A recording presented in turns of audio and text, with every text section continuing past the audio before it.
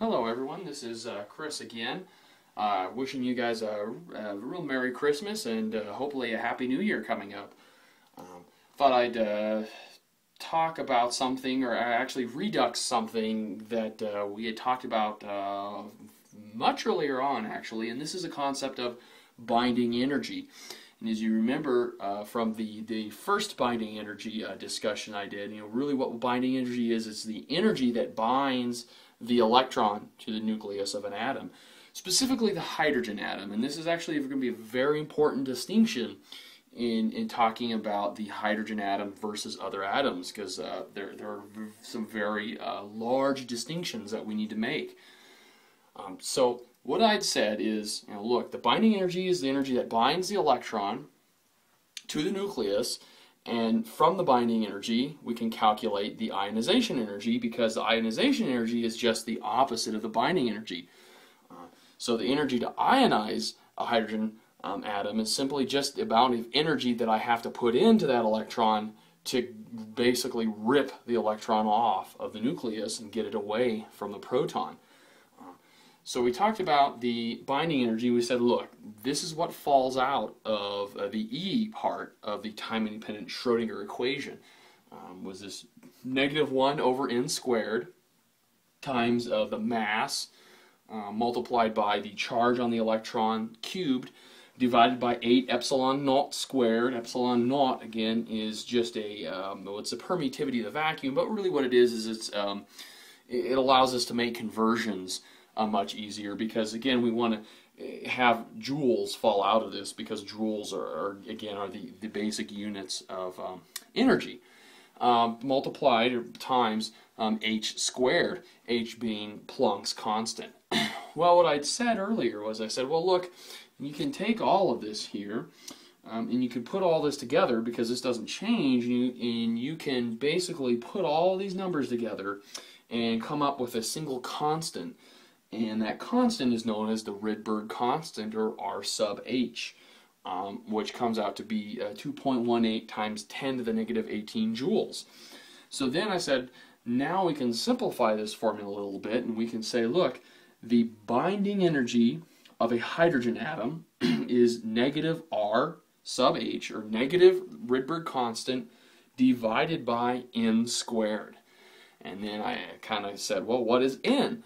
And this n is actually what falls out of the E part of it, and that is what we call the principal quantum number, the primary quantum number. If you remember from the quantum numbers discussion, this is the number that tells us the period on the periodic table. It is the primary energy level of the hydrogen atom. N equals 1, 2, 3, 4, 5, all the way to an infinity. It's integer values only. And I said, well, look, it's very convenient. I can calculate energies, and we went through an exercise where I said, well, look, I have a hydrogen atom. I have n equals 1. I have an electron in the n equals 1 state. That's actually the lowest energy state, or where we have the highest binding energy. That's what we call the ground state of the atom. And basically what it is it's just the Rydberg constant, and that's all. It's just the Rydberg constant divided by 1, or over 1, and that came out to be negative 2.18 times 10 to the negative 18, just the negative of the Rydberg constant.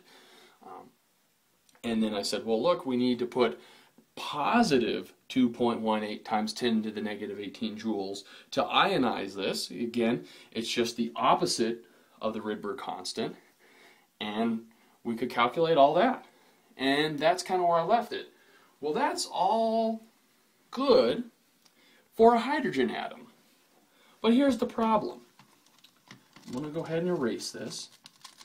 Here's the problem. That's assuming that we have this. I have a proton, and then, obviously I have a cloud, probability density, where my electron will have it somewhere in there, or the most probable place for it will be in that cloud or that orbital.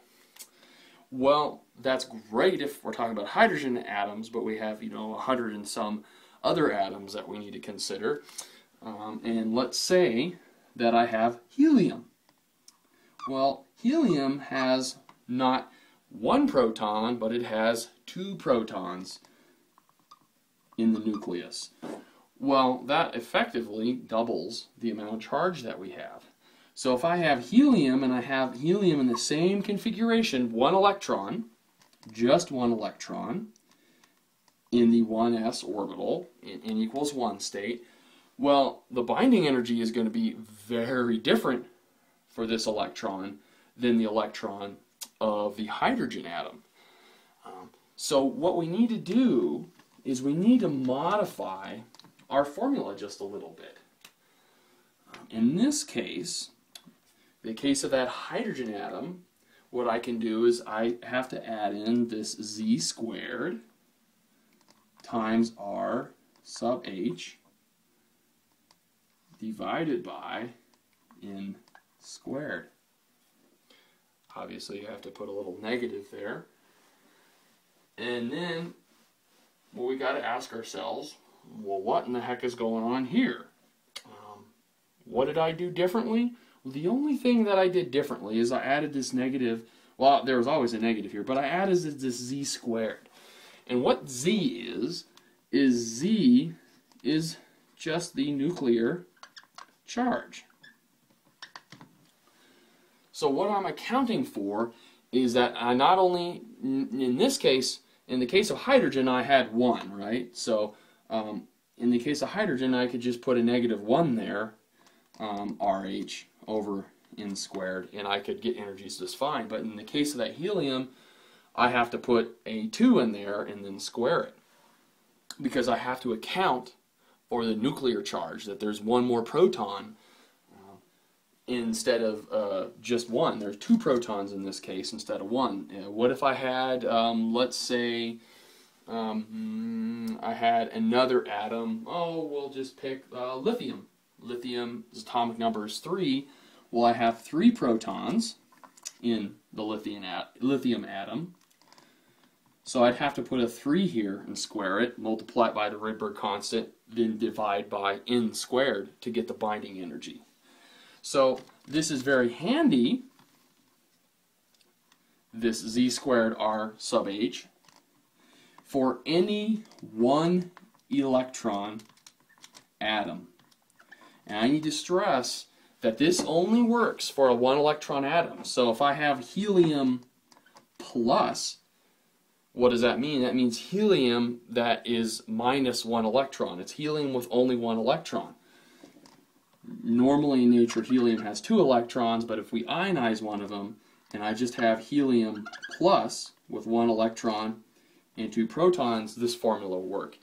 If I have lithium, excuse me, plus 2, I'll have 1, 2, 3 protons and 1 electron. I could have uranium plus 91, a whole with 92 protons and 1 electron, and this would calculate that binding energy. So this is nice for any 1 electron atom, but what do we know about atoms? That not all the atoms that we're going to be dealing with in chemistry are going to be a 1 electron system. And what happens when we start adding additional electrons? And that's something I'll talk about in the next discussion. Thank you guys.